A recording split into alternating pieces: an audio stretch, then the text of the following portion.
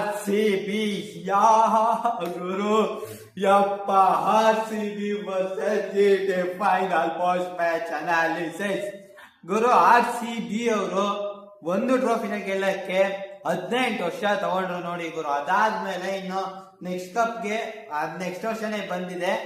ಅಂದ್ರೆ ಲೆಕ್ಕದಲ್ಲಿ ಗುರು ಒಂದ್ಸತಿ ಪಾತ್ ಗೊತ್ತಾಗತಕ್ಕ ಕಷ್ಟ ಇರತ್ತೆ, ಸ್ಟ್ರಗಲ್ಸ್ ಇರುತ್ತೆ ಅಷ್ಟೇ. ಅದರಿಂದ ಮೋಟಿವೇಶನ್ಸ್ ಏನಾದ್ರು ತಗೊಳ್ಳೋದಾದ್ರೆ ಬಟ್ ಯಾವಾಗ ನಮ್ಗೆ ಪಾತ್ ಗೊತ್ತಾಗತ್ತೋ, ಇಮ್ಯಾಜಿನ್ ಮಾಡ್ಕೊಳ್ಳಿ ಗುರು, ಇವಾಗ ಗೂಗಲ್ ಮ್ಯಾಪ್ ಇಲ್ಲ ಅಂತ, ಬಟ್ ಅವಾಗ ಒಂದ್ಸತಿ ಹೋಗೋದ್ ಕಷ್ಟ ಇರತ್ತೆ ಫಸ್ಟ್ ಟೈಮ್. ಬಟ್ ಒಂದ್ಸತಿ ಹೋಗ್ ಬಂದ್ಮೇಲೆ ನಮ್ಗೆ ಆಸ್ ಯೂಶುವಲ್ ಆಗಿ ಗೊತ್ತಾಗ್ಬಿಡತ್ತೆ ಯಾವ ದಾರಿಲಿ ಹೋದ್ರೆ ಹೆಂಗ್ ಹೋಗ್ತೀವಿ, ಹೆಂಗ್ ತಲುಪಬೇಕು ಅಷ್ಟೇ. ಫಸ್ಟ್ ಟೈಮ್ ಏನಾದ್ರು ಕ್ರ್ಯಾಕ್ ಮಾಡೋದಿದೆಯಲ್ಲ ಅದು ಮಾತ್ರ ಡಿಫಿಕಲ್ಟ್ ಇರತ್ತೆ.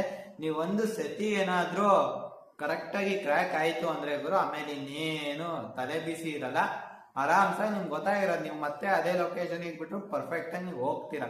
ನೀವು ಒಂದ್ಸತಿ ಹೋಗುವಾಗ ರೂಟ್ ನ ನೋಡ್ಕೊ ಹೋಗಿರ್ತೀರಾ, ಇನ್ನೊಂದ್ಸತಿ ಹೋಗುವಾಗ ಆಸ್ ಯೂಶುವಲ್ ಹಂಗೆ ಹೋಗ್ತೀರಾ, ನೀವು ಕರೆಕ್ಟ್ ಆಗಿ ಹೋಗ್ತೀರಾ. ಯಾಕಪ್ಪ ಅಂದ್ರೆ ಎಲ್ಲೆಲ್ಲಿ ಏನೇನ್ ತಪ್ಪು ಮಾಡಿರ್ತೀರಾ ಅದೆಲ್ಲ ನೆನಪಿರುತ್ತೆ. 17 ಸೀಸನ್ ಏನೇನಾಗಿತ್ತು ಎಲ್ಲ ಗೊತ್ತಿರ್ಲಿಲ್ವಾ ಗುರು.